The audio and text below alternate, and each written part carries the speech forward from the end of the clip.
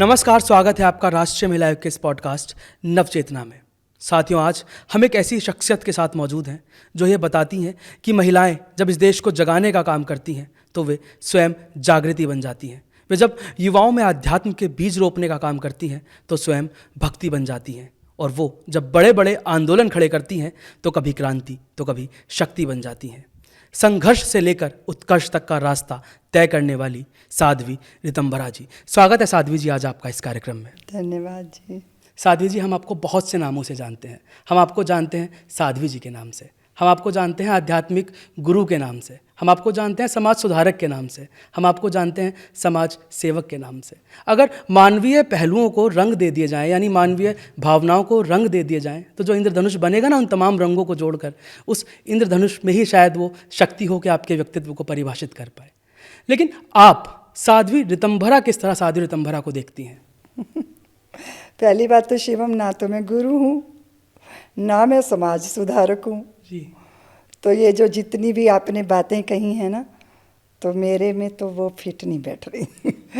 मैं सोच रही हूँ कि मैं मातृभूमि की एक छोटी सी इकाई हूँ, है ना। वैश्विक तल पर तो हम एक ऐसी चेतना है जो सबकी एक ही चेतना है, लेकिन अपने देश, अपना धर्म, उसके प्रति कर्तव्य बोध होने की वजह से ना, तो मुझे लगता है मैं राम जी की छोटी सी गिलहरी हूँ। सारे जगत को जोड़ने का सेतु बन रहा है। एकात्मता के सूत्र में वैश्विक तल पर सारे मनुष्य मात्र नहीं, अपितु प्राणी मात्र एक दूसरे के साथ स्पंदन कर रहे हैं ना। कोई खुशी नहीं अपनी भर, कोई पीड़ा नहीं पराई। चाहे मरघट का मातम हो, चाहे कहीं बजे शहनाई। हर घटना मुझ में घटती है, मैं सबका मानस विलास हूँ। सात स्वरों की बांसुरिया में कहीं हंसी है कहीं रुलाई। जग मुझ में हंसता गाता है, मैं सबका मानस मंथन हूँ। चाहे कोई जगे योग से, समझो मैं संयुक्त हो गया। चराचर में एकात्मता के बोध से भरी हुई कोई वृत्ति है ना, उसकी अपनी कोई इकाई होती नहीं शिवम। हम बिंदु तभी तक रहते हैं जब तक हम अहम से जकड़े रहते हैं, और जब उसका खोल, उसकी झिल्ली उतरती है, उसका दायरा टूटता है, तो फिर वो बिंदु तो सिंधु ही हो जाता है ना।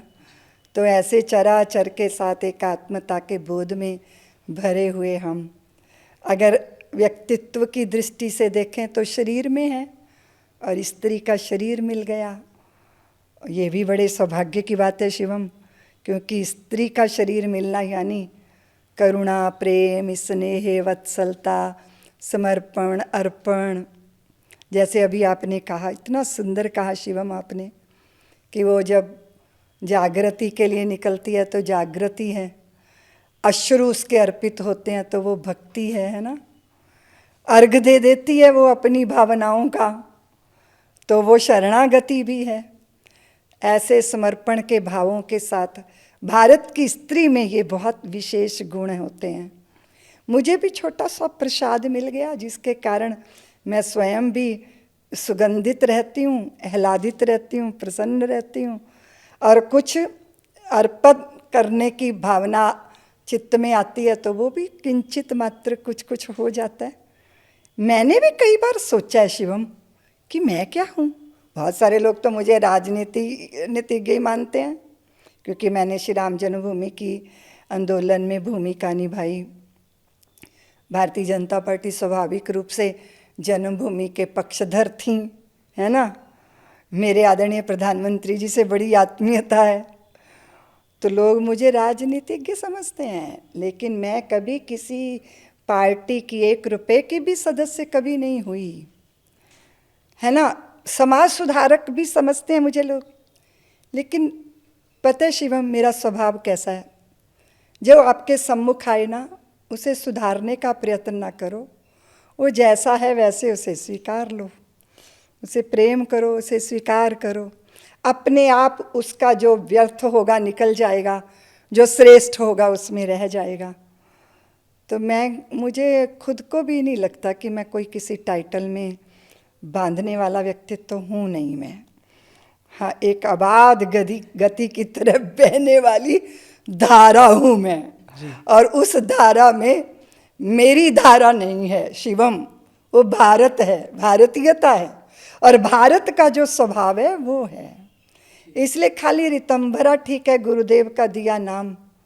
मेरे माँ पिता ने नाम दिया था शिवम, मेरा नाम दिया था निशा। अब निशा उन्होंने क्यों सोचा होगा, शायद बहुत सारी संतानें हो गई होंगी तो सोचा होगा, जो भी निशा का अर्थ लगा होगा। वैसे निशा का अर्थ होता है रजनी, रात्रि। तो जब मैं गुरुदेव की शरण में आई, उन्होंने मुझे ज्ञान ज्योति नाम दे दिया। फिर जब उन्होंने संन्यास दिया तो मुझे ऋतंभरा नाम दे दिया। लेकिन देश ने मुझे दीदी कहा। मेरे बालक मेरे जो पास आए, उन्होंने मुझे दीदी माँ कहा। ऐसा ही है, मिला जुला जिसका जैसा भाव होता है। साध्वी जी, अभी जब आपने बात की थी ना सेतु की, तो जब राम सेतु का निर्माण होता है ना, तो उसमें गिलहरी का प्रयास भी बहुत महत्वपूर्ण होता है। और आपका प्रयास तो मैं कहूँगा कि उस राम सेतु में हनुमान प्रयास रहेगा। आप आज हजारों लोगों को आध्यात्म से जोड़ रही हैं, मगर आपकी आध्यात्मिक यात्रा कैसे शुरू हुई? मैं बहुत द्वंद्वों में थी जब मेरा बचपन था, उसमें उसके बाद धीरे धीरे जैसे जवानी की दहलीज पे कदम रख रही थी, तो बहुत कुछ ऐसा घटित हो गया जिसने मेरे अंतर को झंझोड़ दिया। एक सवाल पैदा हो गया कि सुखी कौन है। बस इसकी तलाश में मुझे गंगा माँ ने बुला लिया हरिद्वार के तटों पर, और वहाँ पे सप्त सरोवर की जहाँ धाराएं बहती हैं, फिर उस प्रवाह में साधुओं के साथ साथ बहते हुए मैं गुरुदेव के सन्निधि में पहुँच गई। मेरे गुरुदेव का नाम है युग पुरुष स्वामी परमानंद जी महाराज। तो मेरी आध्यात्मिक यात्रा 16 वर्ष से प्रारंभ हो गई थी। जी, और आज जब हम यहाँ आते हैं, मैंने यह वात्सल्य ग्राम का जो एक आपका विचार देखा, तो हम देखते हैं कि कहीं भी बच्चों को अनाथ आश्रम मिल जाता है, लेकिन यहाँ बच्चों को सहारा नहीं मिलता। यहाँ बच्चों को आंचल मिलता है, यहाँ महिलाओं को छत नहीं मिलती, यहाँ महिलाओं को घर मिलता है। ये विचार आपके मन में कैसे आया? मैंने बहुत जगह देखा शिवम कि हम जितना ऊंचा सोचते हैं उतना व्यवहार में नहीं हो पाता। नारी निकेतनों की स्त्रियों की क्या दोष रहा होगा उसका? प्रेम विवाह किया होगा, किसी के साथ चली गई होंगी, कोई गलती हो गई होगी, पति शराबी मिला होगा, माँ बनने का सौभाग्य नहीं मिला होगा। आप तो जानते हो ना, लम्हों ने खता की, सदियों ने सजा पाई। एक स्त्री एक छोटी गलती करती है ना, सारी जिंदगी उसका दंड भोगती है। माँ बाप कहते हैं मर गई हमारे लिए, कुल कलंकनी है, मनहूस है। व्यवस्था हमने क्या बनाई? नारी निकेतन। 2 टाइम की रोटी निश्चित होती है, 2 टाइम की चाय निश्चित होती है, छत भी मिल जाती है। ना जिंदगी का लक्ष्य होता है, ना उद्देश्य होता है, ना आसपास किलकारियाँ होती हैं, ना प्यार से सहेजने वाले लोग होते हैं। इतने निष्ठुर हम कैसे हो सकते हैं? नहीं हो सकते। अतीत के भारत में शिवम लोग ऐसे नहीं थे। वो जजमेंट नहीं देते थे, वो तमगे नहीं लगाते थे। अगर मान लो किसी शकुंतला का दुष्यंत उसको भूलता है, तो वो भारत की शकुंतला किसी नारी निकेतन में नहीं होती थी, वो कण्व ऋषि के पास होती थी। और वहीं उस अंगूठी का निर्माण होता था जिसको दिखा के दुष्यंत को उसका अतीत याद दिलाया जाए। वहीं पर भरत का जन्म होता था। मैंने कुछ नहीं किया शिवम, सिर्फ वर्तमान की अतीत से डोर बांधने का प्रयास किया है।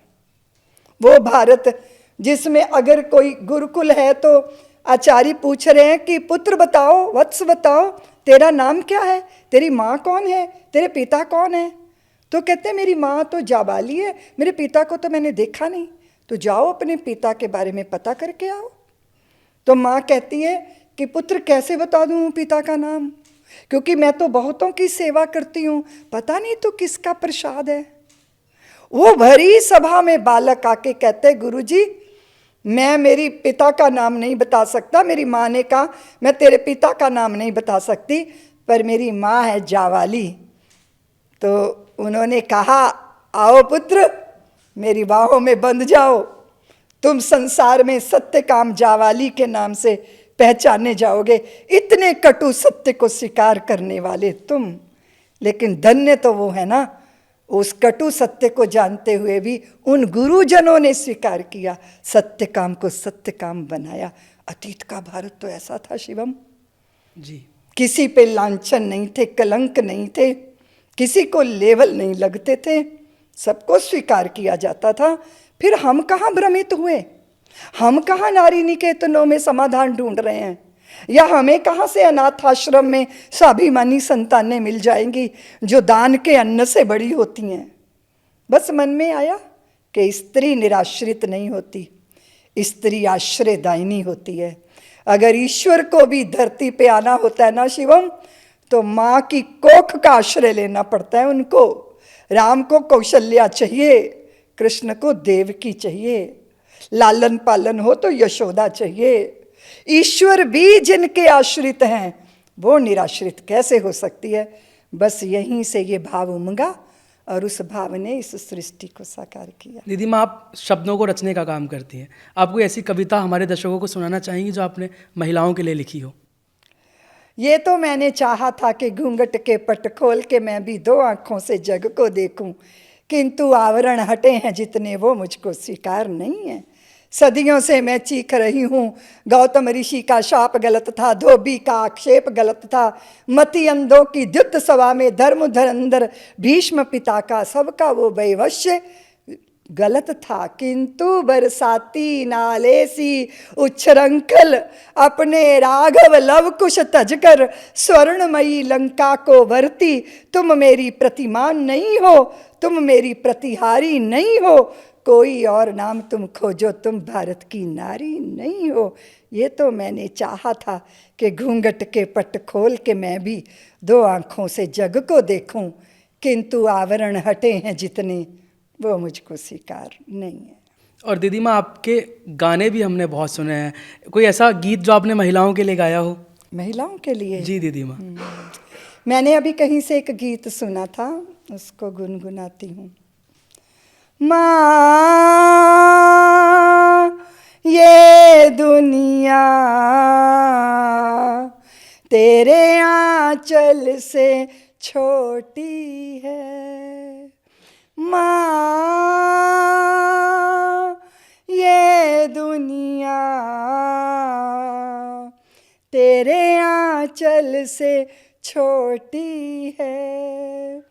बचपन में 1 रुपया जिद से जो मांगा था, बचपन में 1 रुपया जिद से जो मांगा था, उसकी खन खन के आगे दौलत सब खोटी है। माँ ये दुनिया तेरे आंचल से छोटी है। दीदी माँ, मेरे पास कहने के लिए कुछ भी नहीं बचता, और जैसा कि मैंने कार्यक्रम के शुरू में कहा था ना कि आप भक्ति, शक्ति, क्रांति और जागृति का समन्वय हैं। अब कार्यक्रम के बाद मैं इसमें 2 शब्द और जोड़ देता हूँ, आप प्रकृति और संस्कृति, इनको भी थाम कर चलती हैं। आप इस कार्यक्रम में आई, आपका बहुत बहुत आभार दीदी। एवं आपको भी बहुत बहुत धन्यवाद। आप आए और आपने अच्छी अच्छी बातें की और हमारा भी हृदय का भाव प्रकट हुआ जो सब तक जाएगा। आप आए, आपका भी बहुत बहुत धन्यवाद है।